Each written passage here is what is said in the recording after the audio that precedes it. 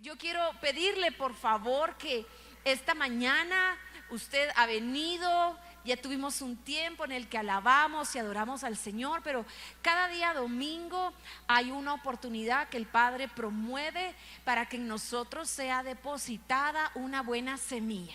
Y quiero pedirle que usted coloque su mano en su corazón y usted se hable a sí mismo preparándose para ese depósito.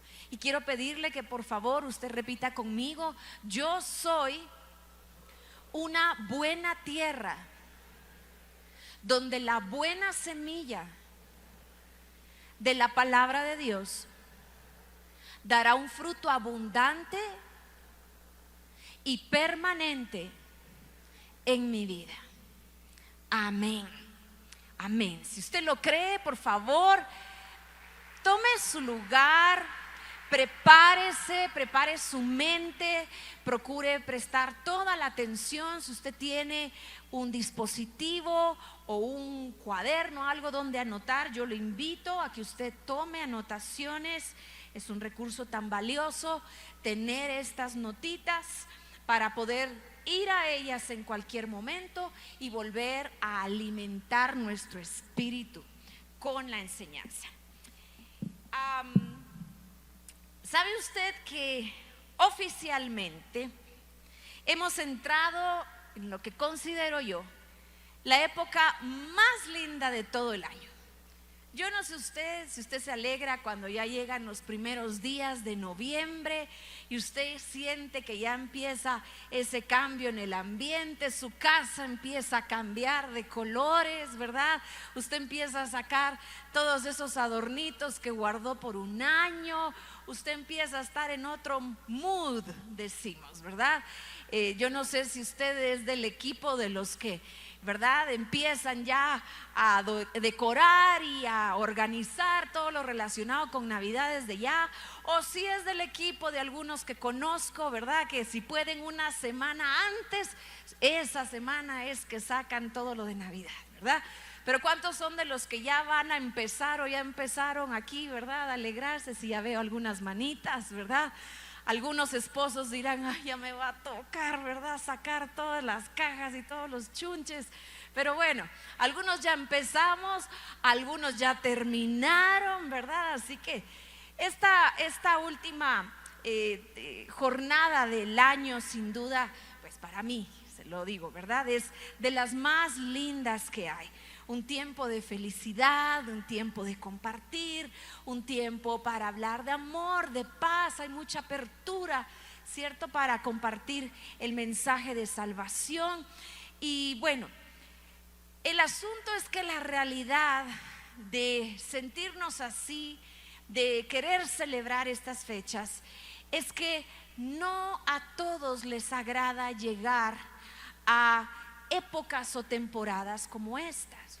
Yo le pongo el ejemplo de esta temporada donde se acerca la Navidad, pero en el año pueden haber otras fechas y otras temporadas en las que a algunas personas les cuesta y tienen una lucha interna por disfrutar ciertas temporadas.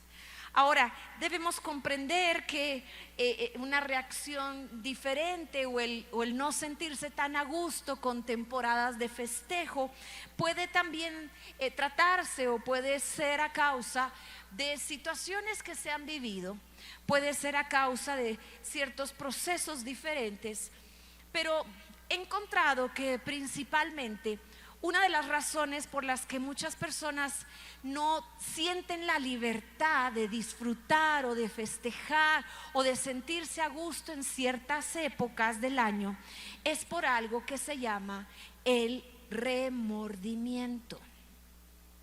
Ahora, ¿qué significa el remordimiento? Quizás hemos escuchado sobre esto, pero un concepto bastante práctico y sencillo de qué es el remordimiento, podemos decir que es una tristeza que llega a causa de algún error, de algún pecado o de alguna situación que hemos vivido. Se dice que es una tristeza o es un peso o una carga que podemos sentir por alguna situación que no se ha resuelto o que nos ha tocado vivir.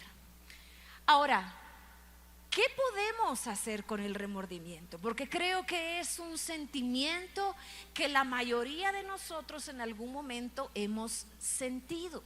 Es algo con lo que todos aquí en algún momento hemos lidiado con esto. Pero ¿qué hacer con ello? Y mire, tenemos únicamente dos alternativas. Vamos a decir que hay una alternativa positiva y hay una ruta o una alternativa negativa.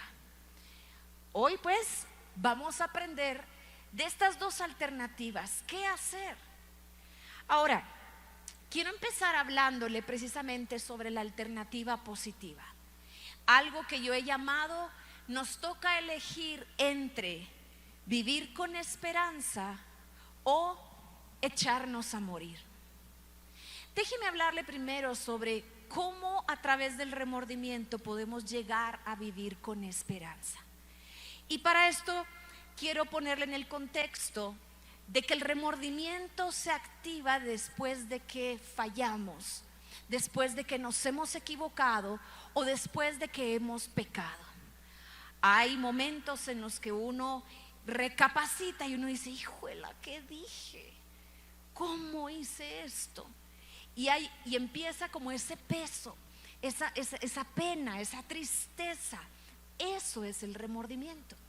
Se activa después de que hemos fallado. Pero mire lo que dice primero 2 Corintios 7:10, y lo voy a leer en la Nueva Traducción Viviente. Y dice, pues la clase de tristeza que Dios desea que suframos nos aleja del pecado y trae como resultado salvación. No hay que lamentarse por esa clase de tristeza, pero la tristeza del mundo, a la cual le falta arrepentimiento, resulta en muerte espiritual. Me llamó tanto la atención cómo este pasaje nos abre una visión clara de que aún el remordimiento tiene un buen propósito en nuestra vida. Mire que ahí dice la tristeza que Dios desea que suframos. El remordimiento por una falta es algo que Dios permite. Ese peso, esa carga, esa tristeza, el pesar de decir, uy, me equivoqué. Según lo que dice aquí la palabra en 2 Corintios, es que el propósito de ese pesar es que nosotros nos alejemos del pecado, que nos percatemos que hemos fallado, que digamos, uy, ¿qué hice? No debía hacerlo.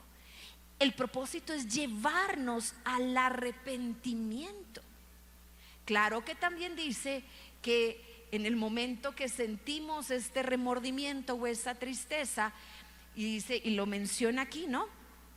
La tristeza del mundo, la cual le falta arrepentimiento.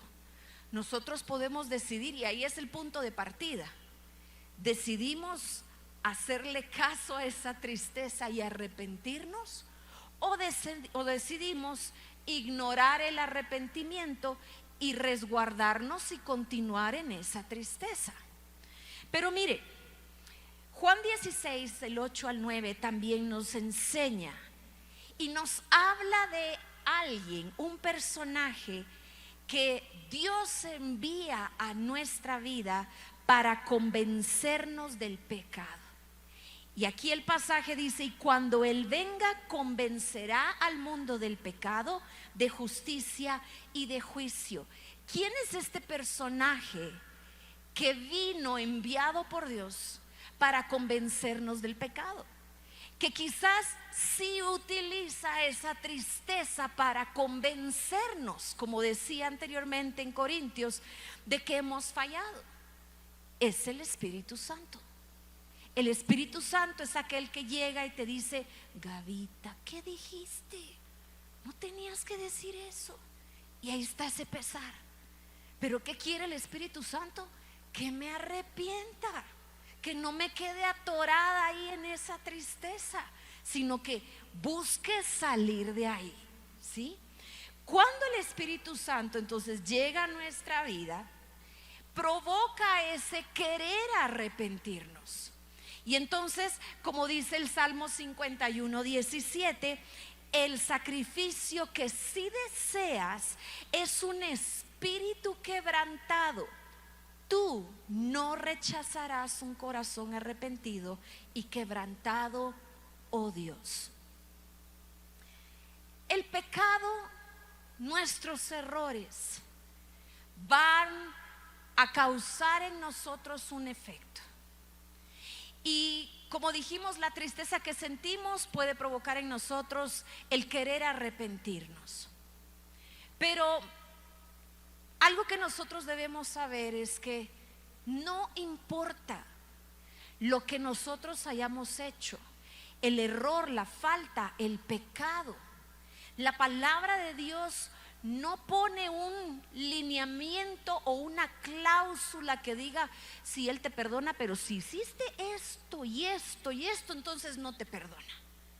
Aquí la palabra de Dios simplemente dice: si confiesas tus pecados, grandes, chiquitos, amarillos, colorados, feos u horribles, pero si tú los confiesas a Dios, Él es fiel y Él es justo para perdonarnos.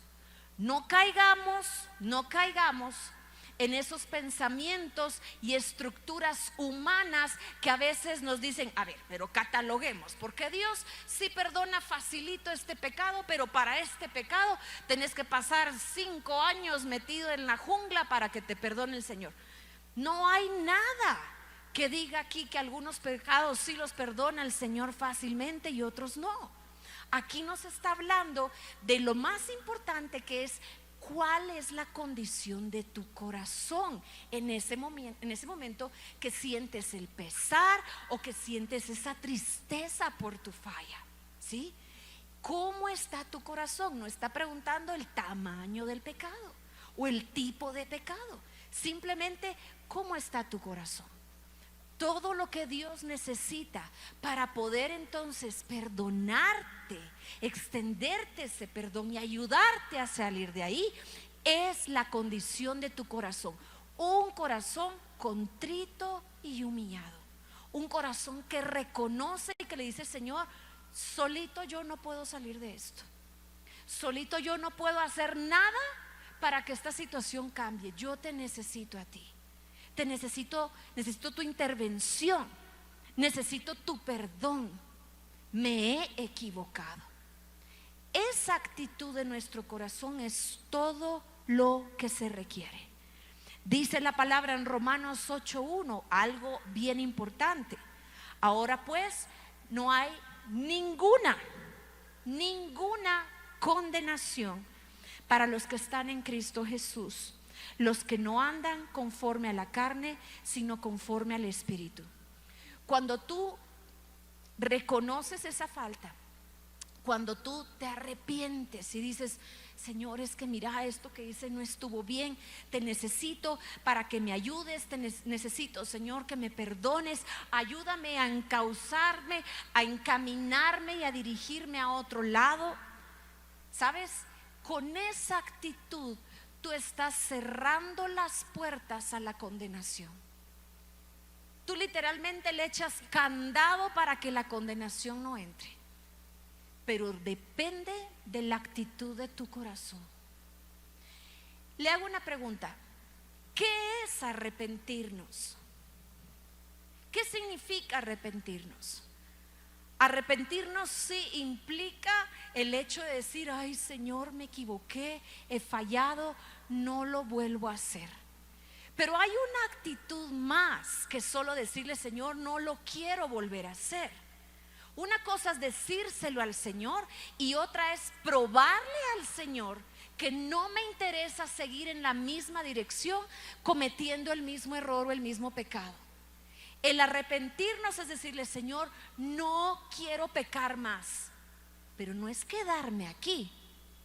Es decir: Señor, me arrepiento, fallé, perdóname, no quiero pecar más. E implica darme la vuelta y caminar en la dirección contraria. Eso es arrepentirme. Eso es el verdadero arrepentimiento. No es solo decirle al Señor, ay, me siento re mal, Señor. Es demostrarle que quiero cambiar, que realmente estoy arrepentido, dirigiéndome en la dirección contraria. Dios es un Dios bueno. Dice en el Salmo 103, 9 al 13, y lo resumo aquí, que Él no, cuando nos hemos arrepentido, Él no nos reprende todo el tiempo, ni nos guarda rencor. A veces el corazón humano cree que debe hacer un montón de cosas para que Dios lo perdone. La palabra de Dios dice, si te arrepientes, si confiesas tus pecados, si reconoces que lo que necesitas es a tu Salvador, eso es todo lo que requieres. Mi amado, usted no tiene que andar cuadras de cuadras arrodillado en tapitas o en maíces. ¿Dónde nos enseña la palabra esto? Dice que para que seamos perdonados debemos arrepentirnos, pedirle perdón al Señor, confesarle nuestros pecados, y entonces, como dice aquí la palabra que yo les leí en el Salmo 103, Él no nos reprende todo el tiempo, ni nos va a guardar rencor para siempre. Ahora bien, el arrepentimiento, yo le decía, es caminar en una dirección contraria. Es procurar un cambio de actitud y un cambio de comportamiento de lo que veníamos haciendo. Decir, Señor, yo me arrepiento, Padre, de decir mentiras, perdóname, pero mira, ahorita sí le tengo que decir a mi jefe que yo sí llegué temprano al trabajo y que no me atrasé 40 minutos. Perdóname, Señor, es una mentirita blanca. Me estoy arrepintiendo de una, pero estoy volviendo a hacerlo, ¿no? La idea con esto es que el remordimiento que sentimos, de nuevo, la finalidad no es solo que nos arrepintamos, sino que es que exista un cambio de actitud, un cambio en el comportamiento, un cambio en nuestros hábitos. Y sabe que para poder hacer ese cambio, una de las cosas determinantes es la obediencia. Porque pueden haber muchas cosas que no nos nacen hacer. Usted estaba a lo mejor muy contento, ¿verdad?, por este camino, con los amigotes, haciendo lo que solemos hacer, ¿verdad?, con los amigotes. Y aquí hicimos algo que no estuvo bien, y nos redarguye el Espíritu Santo, y está esa tristeza por lo que hicimos. Y el Señor espera que digamos, no más, aquí se quedó esto. Me arrepiento, Señor, cambio de dirección, camino hacia donde tú me dices, aunque la verdad, Señor, sí quiero estar aquí. Son mis amigos, voy a extrañarlos, Señor. Mira, llevo años juntándome, ¿verdad?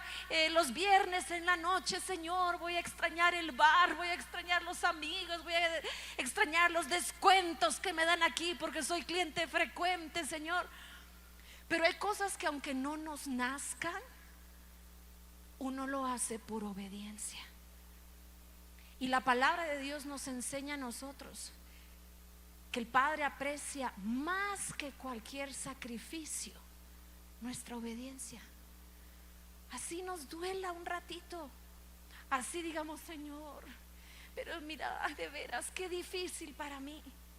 Pero cuando tú decides cambiar de dirección, empezar a caminar hacia allá y decir, Señor, pero en obediencia lo hago, ayúdame, Padre, fortaléceme, Señor, en obediencia lo estoy haciendo. Usted empieza a notar cómo Dios te empieza a favorecer en esa decisión que tomaste. Y de repente te vas a empezar a encontrar con un montón de amigos diferentes que no te llevan allá donde están los descuentos, te llevan en otra dirección, te acompañan, te edifican, te bendicen. De repente decís, ay, Señor, aquí estoy viendo muchos otros beneficios y bendiciones tuyas que yo no tenía allá. El Señor es fiel, el Señor es justo, el Señor sabe lo que tu corazón anhela y lo que tu vida necesita. Él no va a dejarte en el arranque. Él no va a dejarte en ese proceso. Él sabe, como dice la palabra, que aunque andes en valle de sombra de muerte, porque sientes que te quedaste solo, abandonado, ¿verdad? Que ahora, ¿verdad? Te estás quedando sin muchos privilegios. El Señor está ahí. Y el Señor va a honrar esa obediencia y va a honrar esas buenas decisiones que estás tomando para tu vida. ¿Qué pasa cuando somos obedientes en ese caminar de arrepentimiento y empezamos a ser obedientes a su palabra? Señor, yo no quería, pero soy obediente y aquí voy, Señor. En ese momento empieza a suceder algo más. Empieza a suceder la restitución. ¿Sabe qué significa restituir? Que se te devuelve lo que has perdido. Sí, se perdieron muchas cosas por las decisiones que tomaste. Sí, se pierden muchas cosas cuando pecamos. Sí, se lastiman muchas cosas, se deterioran muchas relaciones. Pero ¿sabes? Dios sabe, conoce, Él también lleva la cuenta de todo aquello que hemos perdido. Él sabe. Y dice en su palabra que Él es especialista en restituir diferentes cosas. Por ejemplo, habla en 2 Corintios 5:17 que en Él son nuevas todas las cosas. Todas. Señor, es que perdí un trabajo porque mira, ¿verdad? Decidí hacer las cosas bien y ese negocio lo perdí. Dios va a restituirte un mejor trabajo. Señor, es que mira, perdí a mi novia, pues que ella quería, ¿verdad? Que fuéramos más allá. Yo le dije que no, Señor, y empecé, y mira, la extraño. Dios puede restituirte una relación. Señor, es que mira, lastimé a mi familia, me peleé con mis papás, Señor, tengo meses de no hablarles, mira, como el hijo pródigo me fui, ¿verdad? Menosprecié mi casa, menosprecié el consejo, pero ahora me he arrepentido, Señor. Dios puede restituir esa buena relación. Dios puede volver el corazón del padre a los hijos y de los hijos a los padres. No creas que todo está perdido. No midas las posibilidades de tu futuro de acuerdo a tu capacidad humana. Nosotros tenemos que aprender a medir las posibilidades de nuestro futuro en base a las capacidades, el poder, la misericordia y la gracia de Dios sobre nuestra vida. No limitemos al Señor, yo se los he dicho muchas veces, no meta al Señor en una cajita creyendo que solo ahí puede actuar. Dios puede hacer las cosas de tantas maneras. ¿No ha hecho Él tanta variedad de hojitas en los árboles? ¿Cómo no va a tener Él 1001 planes, estrategias, caminos, maneras de hacer las cosas? Claro, el deseo de nuestro Señor es restituirnos. Y si el diablo se llevó algo, Él mismo va a tener que devolverte hasta 7 veces lo que Él te ha quitado. Él no se puede quedar con nada que no le pertenece. La restitución es parte de ese proceso que dio inicio un día con el remordimiento a causa del pecado. Pero ahora déjeme plantearle qué sucede si nosotros no nos decidimos en algún momento por continuar una vida llena de esperanza. ¿Qué pasa cuando una persona decide seguir abrazando ese remordimiento, esa tristeza y ese dolor? Sé que no es sencillo vivirlo, es más fácil solo enseñarlo. Sé que hay momentos en que hay muchas emociones encontradas y muchas razones para, ¿verdad? Quizás no animarnos a salir de esa situación de tristeza. Pero déjeme contarle cómo va el proceso, esa respuesta o ese proceso negativo que nos lleva, a echarnos a morir. Y mire, llegó el pecado hicimos algo que no estuvo bien. Llega ese remordimiento y el Espíritu Santo hace su labor. Pero ¿qué pasa con esa persona? Decide bajarle el volumen al Espíritu Santo y decir: Espíritu Santo, perdóname. Dios, discúlpame, pero no tengo cara para hablar contigo. Discúlpame, pero creo que fallé tanto que no me siento digno de poder hablar contigo, ni de, ¿verdad?, orar ni nada. Aquí entra literalmente el aprovechado de toda esta situación. El enemigo aprovecha nuestro pecado para alimentar y agregar a esa receta del remordimiento otros ingredientes. Mire que acá hay una lucha campal. Acá hay una lucha entre lo que el Espíritu Santo nos dice y pretende que hagamos a través del remordimiento, y una lucha con el enemigo, porque el enemigo no es que, ¿verdad?, diga: ay, pobrecito. No, el enemigo quiere echarle más leña al fuego. Entonces, pecamos, viene ese sentimiento de peso, quizás un poco de tristeza, y ahí está el Espíritu Santo: Gavita, arrepentite de eso, no estuvo bien, mija, no estuvo bien. Cambia de dirección, deja ese mal hábito que tenés. Pero por el otro lado, empieza el enemigo a echarle otros ingredientes al caldo y te dice: ¿no te da vergüenza? ¿No te da vergüenza? ¿Con qué cara venís vos a orar? ¿Con qué cara vas a la iglesia? ¿Ah? Sin vergüenza vos. ¿Cómo te atreves a hablarle a Dios? ¿Cómo crees que podés hablarle si Él es santo? Y no dice la palabra: entrad confiadamente ante el trono de la gracia. No nos dice la palabra: la vergüenza no puede apartarnos del Señor. Cuando dice entren confiadamente, no le está pidiendo, no está diciendo: si tienes, ¿verdad?, carnet para entrar, puedes entrar, si no, no puedes. Aquí está diciendo: entren todos confiadamente ante el trono de la gracia. ¿Qué es gracia? Es algo que no merecemos, pero hay una invitación abierta de parte del Señor.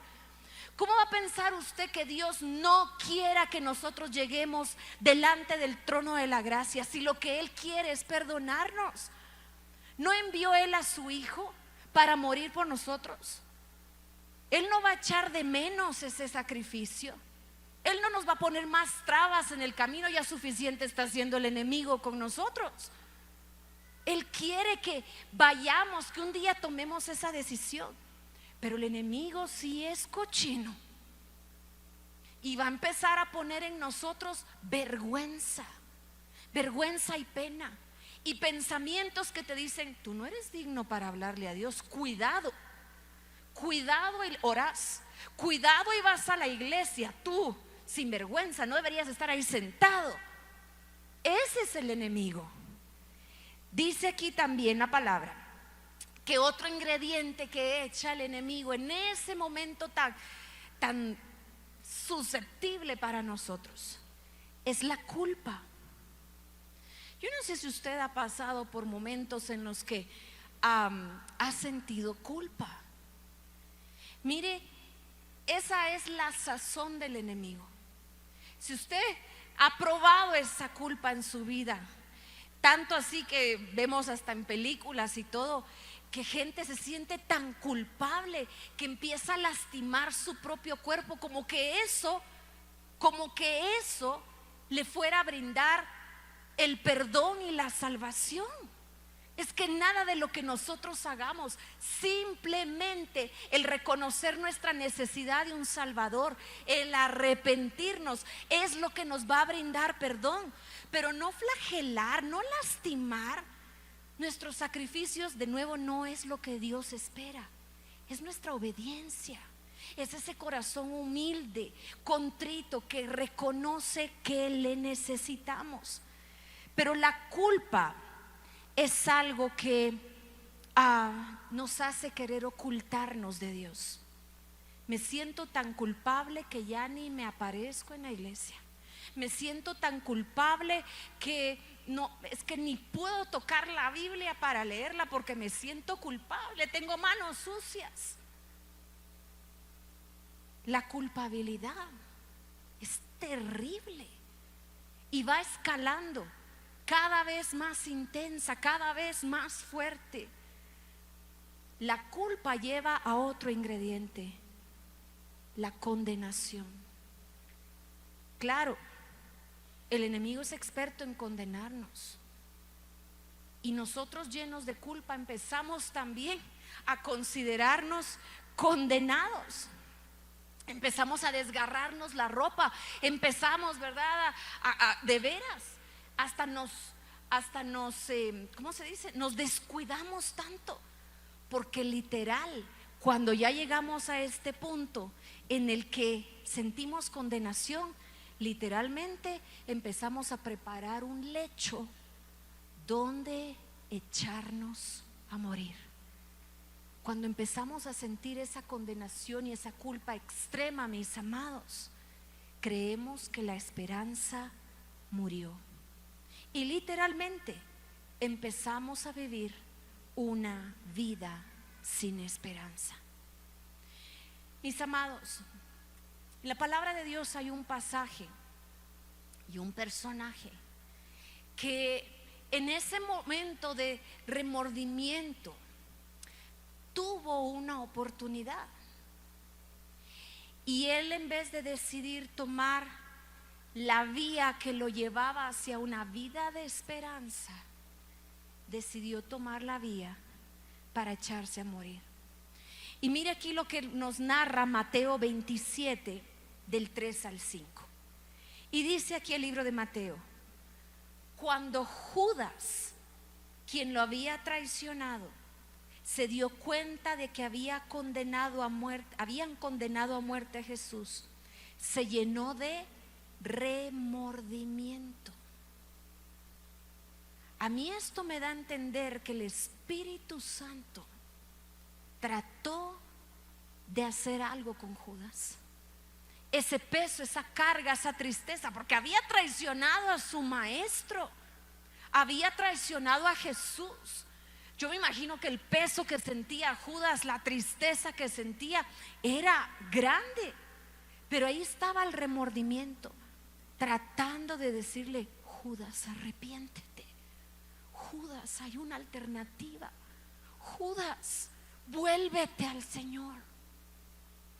Y dice la palabra que él devolvió las piezas de plata a los principales sacerdotes y a los ancianos.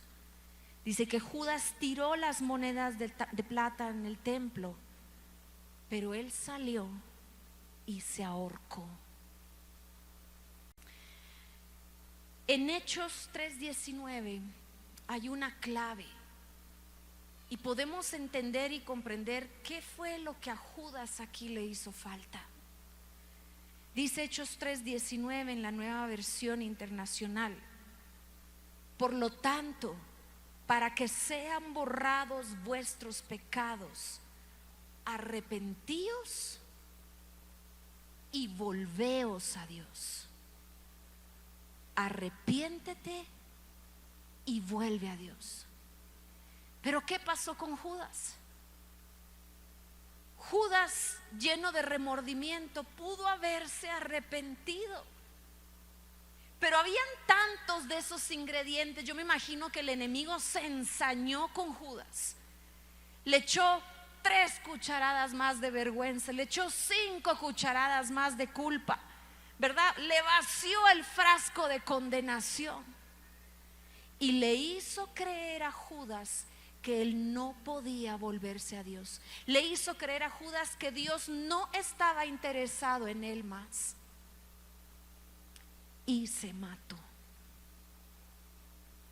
Mis amados, Dios nunca le va a dar la espalda a alguien que se arrepiente.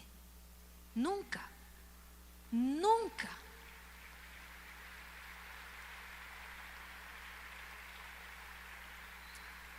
Nosotros es otra cosa, nuestra condición es otra, nos cuesta. Aunque a veces alguien nos pida perdón, uno dice, sí, te perdono, pero dame unos 3 meses para que se me pase, ¿verdad? A nosotros nos cuesta, a Dios no, Él no. Pero Judas sí creyó lo que el enemigo le sirvió en bandeja de plata. Judas sí lo creyó. ¿Sabe que así como Judas, bueno, llegar a ese extremo no tantos, pero Judas, así como él, en la palabra hay registrados muchos otros casos de personajes que también fallaron y que también pasaron tiempos difíciles llenos de remordimiento. Algunos se narra que pasaron más tiempo de remordimiento y otros pasaron menos, pero que todos estos personajes pasaron. Así que se parecen a nosotros también. Y le pongo aquí algunos ejemplos. Estos personajes que le voy a mencionar no solo pasaron por la etapa de remordimiento, sino que ellos sí tomaron la decisión de salir y buscar una vida de esperanza. Y mire este ejemplo. Pedro sintió remordimiento por negar a Jesús. 3 veces lo negó. Y yo me imagino que se sentía cucaracha. Pablo, el apóstol Pablo, aún después de escribir todas esas cartas hermosas llenas de esperanza, llenas de palabras de vida que nos nutren el día de hoy, Pablo aún en medio de sus esperanzas decía que él sentía aún ese pequeño aguijón, que él sentía todavía a veces ese remordimiento por haber matado a tantos cristianos. Él tuvo que lidiar con eso una buena temporada, mucho tiempo. La mujer adúltera, esta mujer que fue sorprendida en el acto, sintió tanto remordimiento porque Jesús no la condenó. El hijo pródigo sintió remordimiento por haber malgastado la herencia de su padre. Jonás sintió remordimiento por haber huido de la presencia de Dios y ahí estuvo encerrado en la panza del pez hasta que se arrepintió. David, el rey David, el hombre conforme al corazón de Dios, él también sintió remordimiento por el adulterio con Betsabé. ¿Sabe algo? David, en ese momento, cuando llega el profeta con él y le dice: David, tú no has confesado tu pecado. David, lo que hiciste estuvo muy mal. ¿Usted se acuerda de esa historia? Él ve a una chica, me imagino que era como su vecina, porque la vio desde ahí, desde su casa, pero ella estaba casada y la invita al palacio, se acuesta con ella queda embarazada. ¿Y ahora qué? ¿Qué hacemos? No te preocupes, le dijo David, voy a pedirle que recluten a tu esposo y se lo lleven a la guerra y ahí a ver qué pasa. Claro, mataron al esposo en la guerra y entonces David ya se sintió en santa paz de Dios, ¿verdad? Para poder traer a su palacio a Betsabé y hacerla su esposa. Él nunca confesó el pecado. Él vivía en pecado. En su misericordia Dios envía a un profeta a decirle: David, esto es lo que tú has hecho y el Señor espera que tú te arrepientas. En ese momento el Espíritu Santo redarguye el corazón de David y él se arrepiente. Claro, las consecuencias de su decisión lo alcanzaron, porque dice que el profeta le dijo: David, van a haber consecuencias de esto. Ese bebé murió y en fin, fue terrible para David. Pero en ese proceso, en ese tiempo de sentirse redarguido y en ese momento de remordimiento, David escribe un salmo que está lleno de el arrepentimiento. Usted lo puede leer más tarde si usted quiere darle una ojeadita porque es un poquito largo, pero es el Salmo 51. Es un salmo precioso. Y ahí él derrama su corazón pidiéndole al Señor que le perdone, pidiéndole al Señor que le restituya, pidiéndole al Señor una nueva oportunidad. Y mis amados, esta mañana el Señor nos trajo aquí porque sin duda muchos de quienes estamos hoy en este lugar estamos quizás en alguna de las etapas de este proceso, en alguna de estas etapas de remordimiento, quizás por algo que hicimos. A mí me inquietaba mucho el Señor y me decía: no es necesario seguir viviendo en este punto de remordimiento. No hay razón por la cual seguir en este punto de remordimiento. Este es un tiempo, es un día, es un momento que el Señor creó con el propósito de ayudarte a salir de ahí. Si hoy estás recibiendo y estás escuchando esta palabra, es porque el Señor meditó y pensó en ti. No hay razón por la que tú debas continuar sintiéndote triste, abatido, con ese gran peso encima. No hay razón para seguir evitando o perdiéndote las bendiciones de alegría que el Señor quiere darte, sea en esta época o sea en cualquier otra época del año.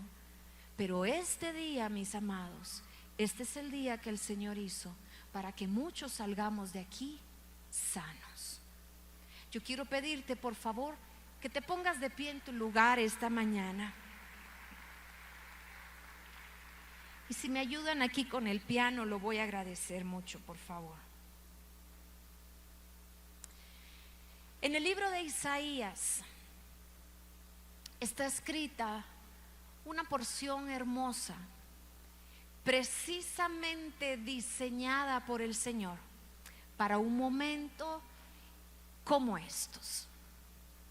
Y dice así Isaías 43, del 18 al 19: pero olvida todo esto, no es nada comparado con lo que yo voy a hacer. Olvida lo que pasaste, deja atrás eso que viviste. No sigas haciendo de una situación que tuvo que haber sido temporal como algo permanente en tu vida. Sal del remordimiento. Nada se compara, dice aquí Isaías, con lo que Él va a hacer ahora. Pues estoy a punto, dice aquí, de hacer algo nuevo. Mira, ya he comenzado. Él ya ha comenzado a hacer algo contigo, con los tuyos. Él ya ha comenzado. Dice la palabra, ¿no lo ves?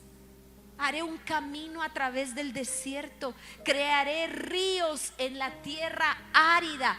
Dios hará cosas que son imposibles para ti.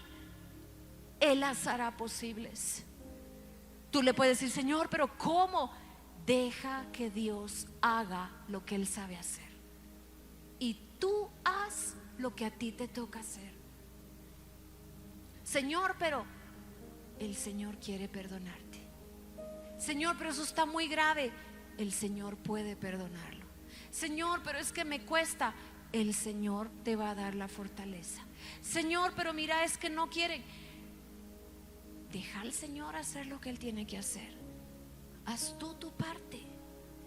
Deuteronomio 30 del 19 al 20 dice: hoy te he dado a elegir, amada iglesia, entre la vida y la muerte, entre bendiciones y maldiciones.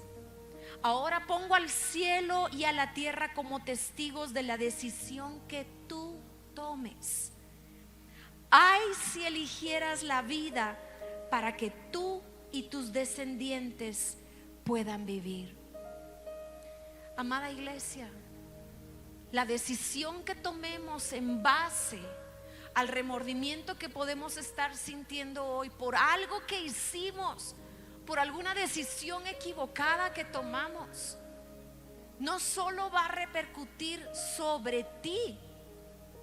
Aquí habla Deuteronomio que la decisión que tú tomes hoy va a salpicar a tus generaciones. Tiene que ver no solo contigo, tiene que ver con tus hijos, tiene que ver con tus nietos. No es solo sanidad para ti, no es solo perdón para ti, es para tus generaciones también. Puedes elegir esa opción al amar, al obedecer y al comprometerte firmemente con el Señor tu Dios. Esa es la clave para tu vida. Y si amas y obedeces al Señor, vivirás por muchos años en la tierra que el Señor juró dar a tus antepasados, Abraham, Isaac y Jacob. ¿Cómo quieres vivir este fin de año? ¿Cómo quieres vivir el otro año? ¿Cómo te ves viviendo de aquí a 5 años, a 15 años? ¿Cómo te imaginas a tus hijos viviendo cuando ellos ya tengan su propia familia?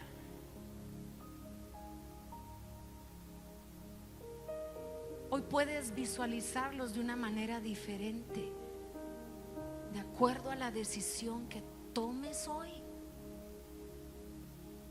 Puedes seguir viviendo con esa tristeza que poco a poco te apaga, esa tristeza que el enemigo aprovecha para meter sus manos sucias y hacerte la vida una desgracia.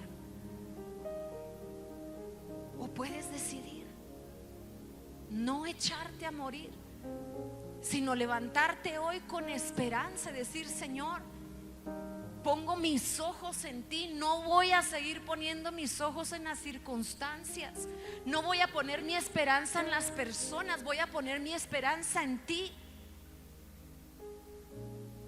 No solo pon tu esperanza para recibir perdón, pon tu esperanza en la restitución de todo aquello que el pecado te quitó. Pon tu esperanza. Tú puedes decirle: Señor, yo quiero que esto sea hecho nuevo. Esa es mi esperanza. Mi esperanza es que pongas en mí un nuevo corazón capaz de amar donde yo creí que ya no podía amar. Señor, yo pongo mi esperanza de que tú puedes cambiar mis lágrimas ahora en gozo, mi lamento ahora en baile, Señor. Yo pongo mi esperanza de que no solo recibiré honra, como dice Isaías 61, yo voy a disfrutar la doble honra, mi Señor. Tú puedes poner tu esperanza, como dice el mismo Isaías 61, que poseerán una doble porción de prosperidad en su tierra. Si el enemigo a ti te ha robado y te ha quitado, tú puedes decir: Señor, pongo mi esperanza en ti, que todo lo que se me quitó, que todo lo que fui robado, tú, Señor, lo repondrás. El enemigo lo devolverá, pero tú, Señor, tú, Padre, lo devolverás en mis manos. ¿Qué esperanza quieres tener hoy? ¿Qué esperanza estás aguardando ver para ti, para tu casa? Hoy es el día que hizo el Señor para que tú te vuelvas a alegrar, para que tú vuelvas a disfrutar estar cerca de Él. No hay nada que pueda impedir que tú te acerques al Señor si tienes un corazón contrito, humillado y arrepentido. Cierra tus ojitos en tu lugar un momento. Y yo quiero hacer hoy una oración. Y quiero pedirles que ustedes me apoyen a hacer esta oración. Número 1, quiero orar por toda persona en este lugar que nunca antes ha tenido una relación cercana, tan cercana con Dios. Si tú me dices: Pastora Gaby, yo nunca he invitado a Jesús a que viva en mi vida. Nunca lo he hecho mi Señor y mi Salvador. Pero me doy cuenta que sin Él estoy perdido.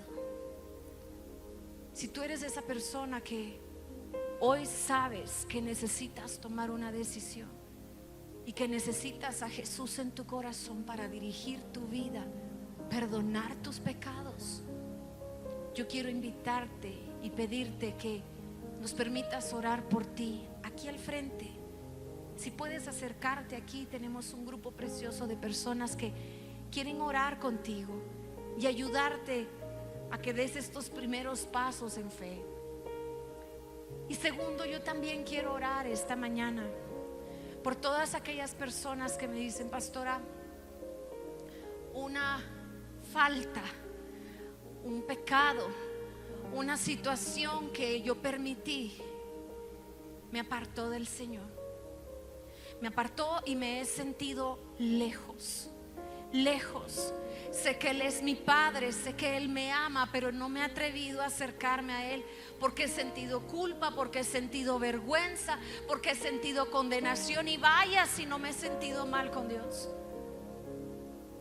Hoy el Señor quiere que sepas: ni lo alto ni lo profundo, ni ángeles ni principados, nada que pueda existir puede apartarte de su amor. Nada. Y hoy quiero abrir un espacio también para todas aquellas personas que dicen: pastora, yo quiero volver al Señor, yo quiero reconciliarme con Él, yo quiero volver a empezar, quiero volver a tener una oportunidad de vivir cerca. Pasa aquí al frente, por favor. Pasa. Hoy queremos bendecirte, orar por ti. Y si todos cierran sus ojitos, por favor, yo quiero pedirles a todos que hagamos esta oración juntos. Y dile: Padre, esta tarde queremos agradecerte por este tiempo, por este espacio, Señor, en el que hemos recibido de tu palabra algo que era para mí. Gracias, Señor, por hacerme saber que tu amor es todo lo que yo necesito. Señor, yo te entrego mi vida. Si nunca te la había entregado, te entrego mi vida. Yo creo que tú eres mi Salvador, que tú eres mi Señor, que tú puedes poner en mí un corazón nuevo, un corazón limpio. Padre, si en algún momento me aparté de ti, Señor, yo me arrepiento de esa decisión. Me arrepiento de mis errores, de los pecados que he cometido. No los oculto más. No voy a dejar que la vergüenza me impida venir hoy aquí y arrepentirme para recibir perdón. Padre, límpiame, cámbiame, lávame, Señor. Hazme de nuevo, hazme todo de nuevo. Transforma mi ser. Hoy quiero, Señor, caminar contigo. Hoy pongo mi vista, Señor, en la esperanza que tú me das. No solo visualizo, Señor, estos próximos días quiero visualizar mi vida totalmente diferente de aquí a 1 año, a 5 años, a 10 años. Tú eres nuestra esperanza, Señor.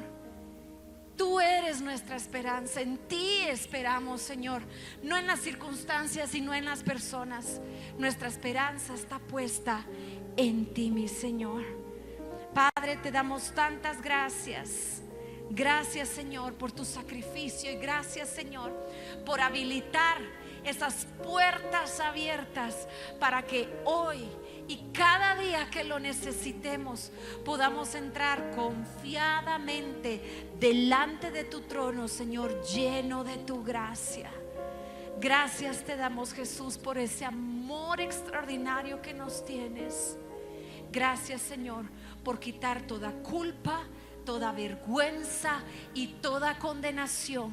Hoy, Señor, nos revestimos de tu amor y declaramos, Padre, que este es el primer día del resto de nuestra vida extraordinaria a tu lado.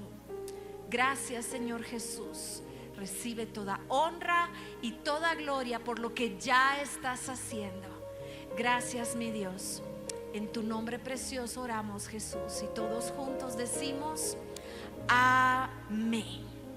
Amén. Aleluya, Señor. Bendito eres tú, mi Dios. Aleluya. Amada iglesia, vayan rodeados de la paz y del amor del Señor a sus casas. Que el Señor les bendiga, que el Señor les guarde, que el Señor haga resplandecer su rostro sobre ustedes, tenga de ustedes misericordia, que Jehová alce sobre ustedes su rostro y ponga en ustedes paz. Buen inicio de semana, buen inicio de mes y disfrute de esta preciosa época. Dios les bendiga.